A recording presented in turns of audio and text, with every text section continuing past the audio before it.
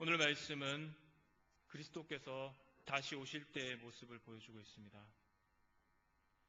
14만 4천 명이 내샘물과 장로들 앞에서 새로운 노래를 부른다고 했습니다. 이 찬송을 받으실 리가 바로 예수 그리스도이십니다. 하나님의 구원과 관련되어 있는 예루살렘, 영적으로는 그 하늘의 예루살렘인 이 시온의 어린 양이 서 계십니다. 일찍이 선지자 요엘은 누구든지 여호와의 이름을 부르는 자는 구원을 얻으리니 이는 나 여호와의 말대로 시온산과 예루살렘에서 피할 자가 있을 것이며 라고 말을 했습니다. 이런 모습을 상상하며 그날을 기대하면 이 장면은 우리의 가슴을 떨리게 합니다. 우리의 심장을 흔들리게 한다는 것입니다. 우리의 마음도 주님께서 재림하시면 그 재림의 영광스러운 모습을 상상하면 이렇게 마음이 떨리는데 핍박과 박해와 역경 속에서 그것을 견디어 나가고 그리고 힘이 들어있는 오늘의 상황을 바라보며 살아가는 이 사람들 가운데는 이 모습이 얼마나 고대되고 얼마나 희망을 가지게 될 것인지 우리는 다시금 바라볼 수 있습니다. 일제강점기 시대 때 요한계시록서가 우리 민족의 기독교인들에게 가장 많이 읽혀진 서신서라는 것. 이것은 단순히 통계적으로 나타낼 수 있는 현상만은 아닐 것입니다. 오늘 시대를 살아가는 여러분들에게 우리의 삶 가운데 커다란 문제가 있다라면 이런 떨림이 없다라는 사실입니다. 예수 그리스도의 재림을 생각하면 떨리는데 우리가 우리의 일상생활을 살아가면서 이러한 떨림이 없다라는 것입니다. 날마다 주님을 고대하고 날마다 주님을 닮아가기로 하는 그 바람의 열망, 간절히 오심을 기다리는 마라나타의 신앙이 아니라 오히려 익숙함에 의해서 신앙생활을 하는 것 같습니다. 우리는 잘 알고 있습니다. 우리는 예전에 느꼈던 하나님과의 만남을 통해서 느껴왔던 그 친밀한 생동감이 사라지고 인격적인 만남이 점점 더 희미해져 간다는 사실을 알고 있습니다. 익숙한 방식의 예배, 익숙한 시간에 드려지는 예배, 교회에 출근 도장 찍듯이 매일매일 드려지는 보험성 예배들. 그렇지만 우리는 봉사도 열심히 하고 사람들과의 관계에서 교제도 열심히 하면서 우리 자녀들은 주일학교에 열심히 보내고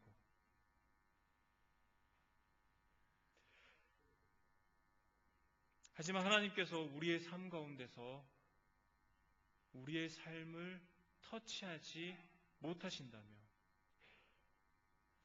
우리는 하나님과 가까이 살고 있구나 하는 삶을 말할 수 없을 것입니다. 하나님께서 우리의 삶과 멀어지기를 바라는 사람이 있을까요? 아마 그런 사람들은 없을 것입니다. 하지만 우리가 오늘 예배를 통해서 여전히 하나님의 살아계심과 하나님을 기대하는 마음, 하나님께서 우리 마음에 우리의 삶 가운데 좌정하셔서 우리의 삶을 흔들어 가시고 그분이 인도하시는 대로 인도하심을 따라가지 못한다면 우리는 자연스럽게 하나님과 멀어지게 될 것입니다. 이사야 시대의 사람들도 그랬습니다.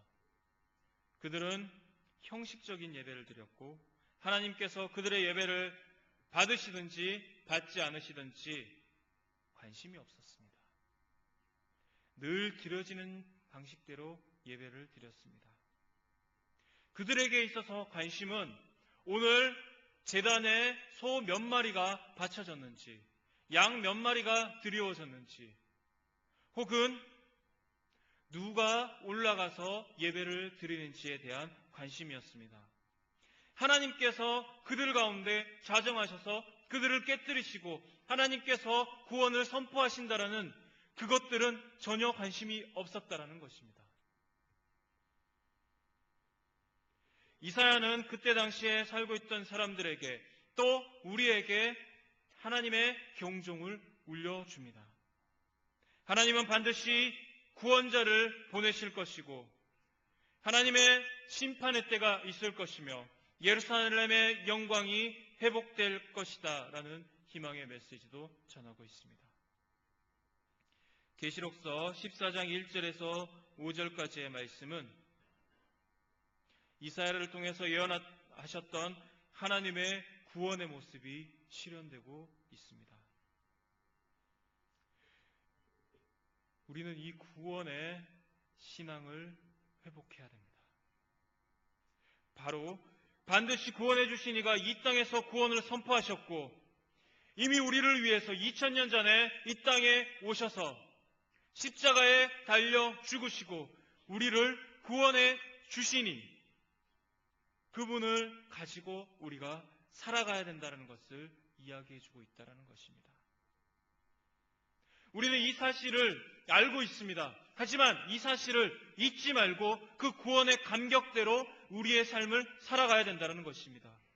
대림절을 지내면서 우리가 잊혀버렸던 대림절의 영성을 회복해야 됩니다.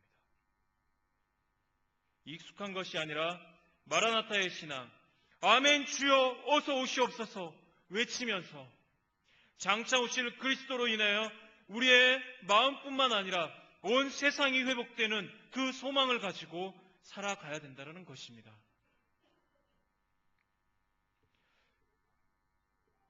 하나님의 영광 아래서 이 대림절을 보내면서 우리가 또 다른 알아야 되는 것이 있습니다. 장차 회복될 세상에 대한 소망, 그것은 악이 영원하지 않다라는 확신을 우리가 가지며 오늘 말씀을 통해서 주님께서 악을 소멸해 주신다는 것을 우리는 기억해야 된다는 것입니다. 하나님께서 그리스도 안에서 악의 권세를 향하여 결정적인 타격을 입히셨습니다. 십자가상에서 그리스도께서 사단에게 큰 타격을 입히셨습니다. 그러기에 이 세상의 악은 최종 심판을 받아 하나님의 심판의 불에 태워질 것입니다. 하나님께서는 악한 권세를 무너뜨리고 역사와 우리의 삶을 지배하려 오십니다. 오늘 말씀의 첫 번째 천사가 큰 소리로 말을 합니다. 하나님을 두려워하며 그에게 영광을 돌리라. 그의 심판의 시간이 이르렀으니 그의 심판의 시간이 이르렀음이니 하늘과 땅과 바다와 물들과 만물의 근원을 만드신 이를 경배하라. 하나님의 심판의 시간이 우리에게 다가오고 있습니다. 오늘 말씀 14장 6절 7절 말씀에는 하나님의 심판이 반드시 있다라고 말씀해 주고 있습니다. 이 심판은 하나님을 믿는 자나 하나님을 믿지 않는 자나 모두 해당되는 심판입니다. 하나님께서는 만민을 심판하실 때 그들의 의를 보지 않는다고 했습니다. 우리의 착한 행실, 우리가 하나님께 얼마나 선한 행동을 했는가, 우리가 다른 사람들에게 얼마나 선한 행동을 했는가를 통해서 심판을 하시지 않는다라는 것입니다. 우리가 가지고 있는 예수 그리스도의 증인된 삶, 그 삶을 살아가고요. 예수 그리스도를 나의 구주로 고백하며 예수 그리스도를 나의 구주로 인정하며 그 삶을 살아가는 그것을 통하여서 하나님은 우리에게 심판하실 것입니다. 그러기에 그리스도의 증인된 삶을 살아가는 우리는 그 시간이 고통과 두려움의 시간이 아니라 기쁨과 기대가 있는 시간이라는 것입니다. 이 소식을 들었던 이 요한계시록서가 쓰여졌던 당시의 사람들은 바로 제2의 네로라고 불렸던 도미티아누스 황제의 박해 속에서 살던 사람들이었습니다. 그들에게 심판이 온다라는 사실은 자칫 흐트러져 버리거나 포기해버릴 수 있는 믿음을 다시금 붙잡아 주었습니다. 오늘을 살고 있는 우리도 역시 반드시 잊지 말아야 되는 사실이 있습니다. 그것은 주님께서 반드시 오시고 우리를 판단한다는 사실입니다. 이것은 어떤 이에게는 불편한 진실이 될 수 있습니다. 믿는 우리조차도 알고는 있지만 우리의 기억 속에서 잊혀버린 진실이 될 수 있습니다. 하지만 우리는 이 대림절 기간을 지나면서 예수 그리스도께서 다시 오시고 우리는 그분의 오심을 기대하고 준비하는 사람들이 되어야 한다는 것입니다. 오늘 본문을 통해 나타나는 그리스도의 다시 오심, 재림을 통해서 알 수 있는 또 다른 사실은 역사 속에서 최종적으로 나타나는 단어가 바로 하나님의 승리와 하나님의 통치, 하나님의 선이 영원히 다스린다라는 것입니다. 악이 무너지며 악이 심판을 받으며 모든 만물이 새롭게 될 것이라는 약속입니다. 오늘 말씀에 두 번째 천사가 선포한 말씀이 있습니다. 8절 말씀에 보면 곧 둘째가 그 뒤를 따라 말하되 무너졌도다 무너졌도다 큰 성 바벨론이여 모든 나라에게 그 음행으로 말미암아 진노의 포도주를 먹이던 자로다 하더라. 이 천사의 선포는 악의 종말을 이야기하고 있습니다. 예로부터 바벨론은 큰 악을 상징했습니다. 왜냐하면 이스라엘 나라를 핍박하고 느부갓네살 왕 때에는 남유다 왕국을 멸망시킨 왕이기 때문입니다. 유다 사람들은 바벨론에서 70년의 포로 생활을 했습니다. 그러기에 그들이 느끼는 악의 화신은 바로 바벨론이었습니다. 세상에서 악함을 느꼈던 그 악의 화신은 바로 바벨론이었다는 것입니다. 이것이 단순한 나라를 의미하지는 않습니다. 좀 더 나아가서 우리가 로마 시대로 되돌아가서 로마 시대에 네로가 기독교인들을 박해했는데 그 네로가 죽었습니다. 그런데 사람들에게 소문이 들려오기 시작합니다. 네로가 죽은 것이 아니라 다시 이 로마를 통치하기 위해서 온다. 주 70년에 예루살렘이 로마 장군 티투스에 의해서 멸망하게 됩니다. 완전히 파괴되어져 버립니다. 그리고 유대인들은 매년 예루살렘에 냈던 헌금들을 도미티아누스라는 황제, 제2의 네로라고 불렸던 이 황제에게 바치도록 명령합니다. 어떤 유대인들은 순종하기를 거부했고 다른 유대인들은 내가 비록 돈은 내지만은 로마가 예루살렘을 대신할 수 없다. 우리에게 있어서 예루살렘은 유일한 곳이다. 이렇게 말을 하며 반감을 가집니다. 이에 대응하여 도미티아누스 황제는 유대교를 억압하는 엄한 법을 제정하게 됩니다. 그리고 헌금을 더욱더 심하게 거두게 됩니다. 당시에 유대인들과 기독교의 차이를 로마 당국이 쉽게 인식을 할 수 없었습니다. 때문에 관료들은 유대 풍습을 따르는 자는 누구든지 핍박하기 시작했습니다. 이렇게 시작된 박해는 유대교 신자나 그리스도교의 신자나 가리지 않고 모두가 대상이 되었다라는 것입니다. 도미티아누스 황제의 박해 때 사도이며 복음서 기자인 요한이 말씀을 증거한다는 이유로 밤모섬에 유배됩니다. 이때 예루살렘 교회 감독인 베드로는 십자가에 달려 순교합니다. 도미티아누스 황제는 로마의 원로원이며 그의 사촌인 십정관 플라비아누스 클레멘스와 그의 딸인 플라비아를 추방해버립니다. 그들이 기독교를 알고 있고 유대교의 풍습을 지킨다는 것 때문이었습니다. 이 박해는 황제의 숭배를 강요하였고 그것을 행하고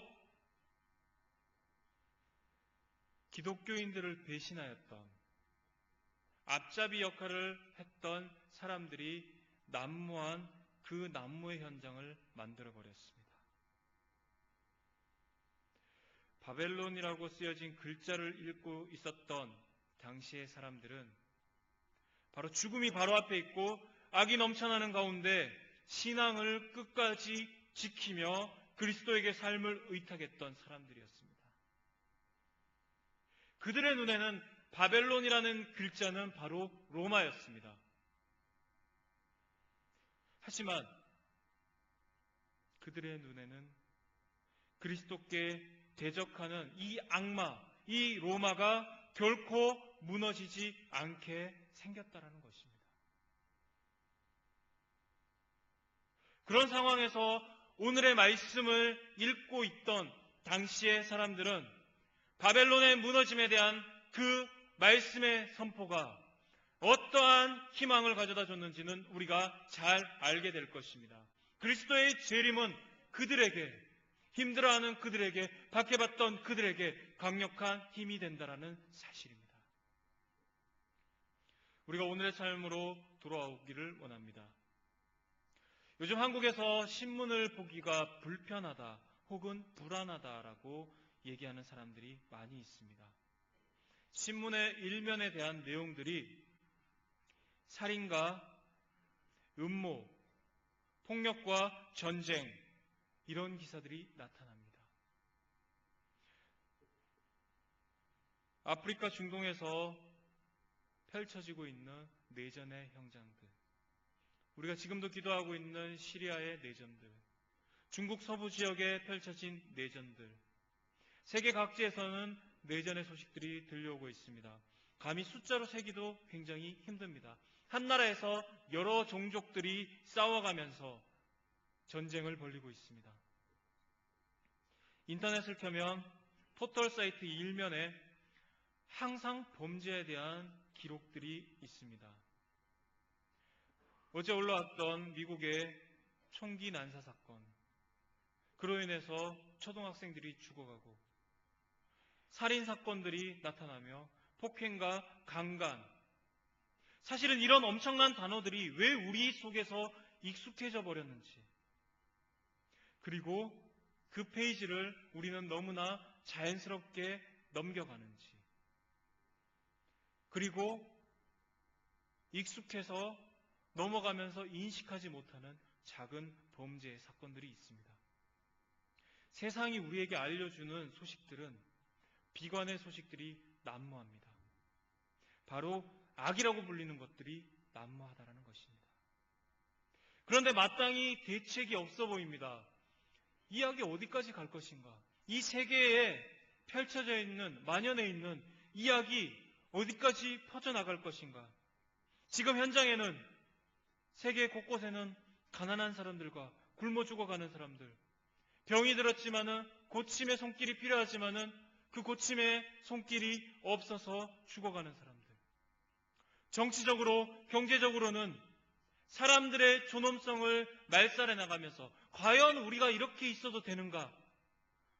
이 체제 안에서 억압당하는 사람들이 늘어나고 있는데 우리의 관점이 점점 더 비관되어 가고 있는데 우리는 이곳에 누가 오셔야 되는지 잘 알고 있습니다. 하지만 우리가 잘 알고 있는 그리스도께서 이곳에 오셔야 된다는 그 사실을 가끔씩 잊어버릴 때가 있다는 것입니다. 왜냐하면 우리의 삶 가운데 이러한 사건들이 직접적으로 부딪히지 않고 직접적으로 부딪히지 않기 때문에 우리와 관련 없는 것처럼 살아가고 있기 때문입니다.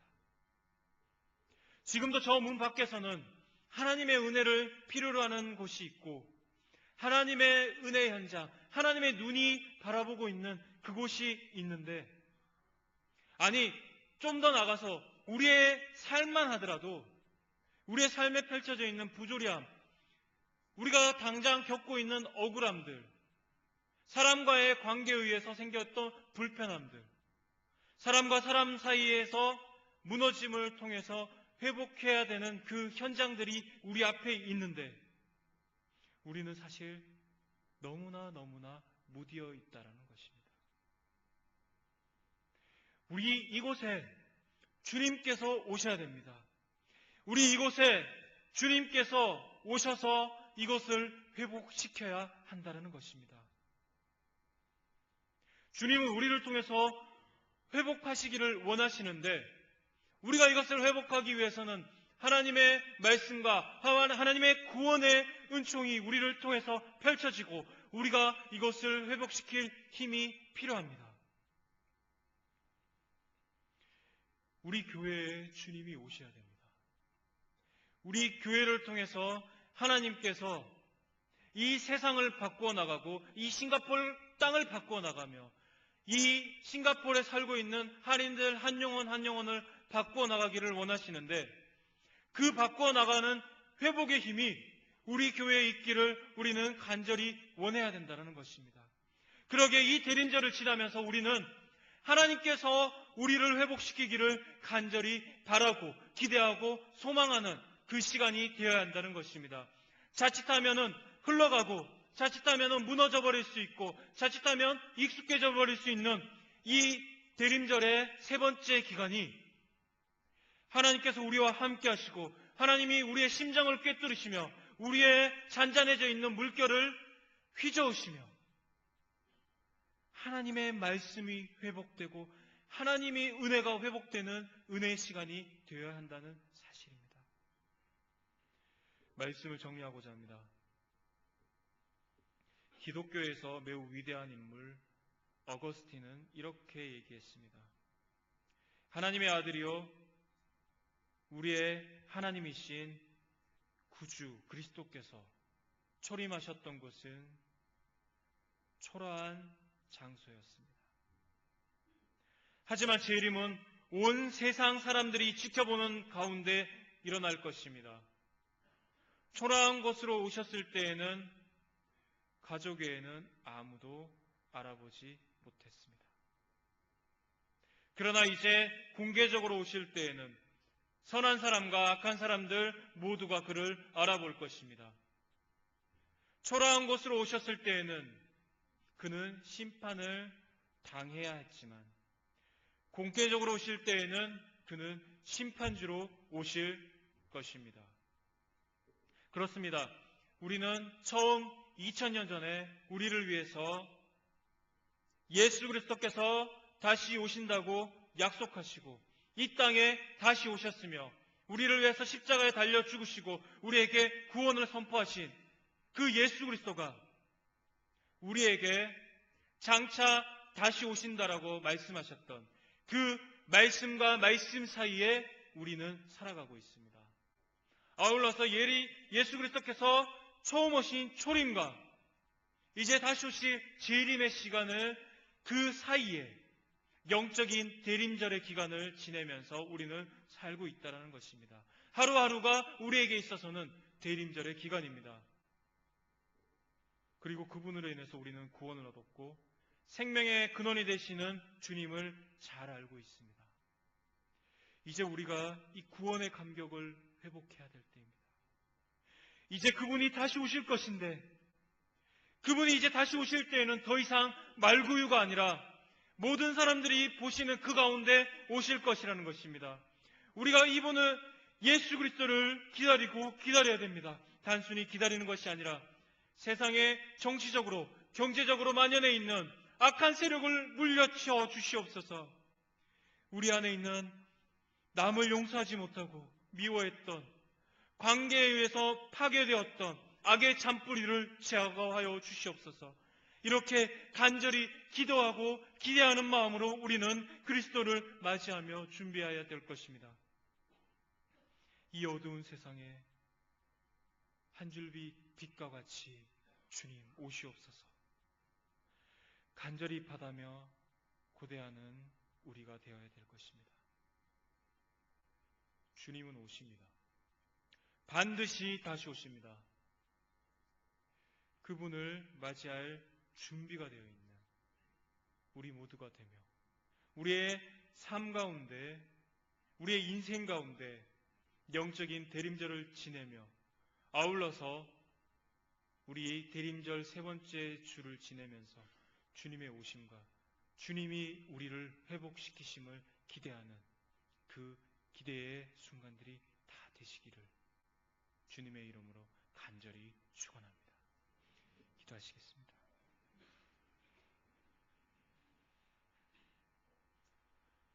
하나님, 오늘 대림절 세 번째 주일을 맞이합니다. 우리를 위하여 이 땅에 오신 예수 그리스도를 환영하며 다시 오실 그리스도를 기대하며 이 절기를 지내고 있습니다. 아버지 하나님, 우리 안에 구원의 기쁨을 회복시켜 주시옵소서. 주님께서 우리를 위해서 십자가에 달려 죽으시고 그리고 다시 살아나셨으며 우리에게 구원을 선포하셨는데 그 구원의 감격으로 우리가 살아가게 하여 주시옵소서. 이제 주님께서 우리를 위해서 다시 오신다라고 말씀하셨는데 주님의 오심을 기대하며 그것을 기다리며 삶으로 받아들이며 삶 가운데 주님을 기대하며 대림절을 지내나가는 우리 모두가 되게 하여 주시옵소서. 예수 그리스도의 이름으로 기도합니다.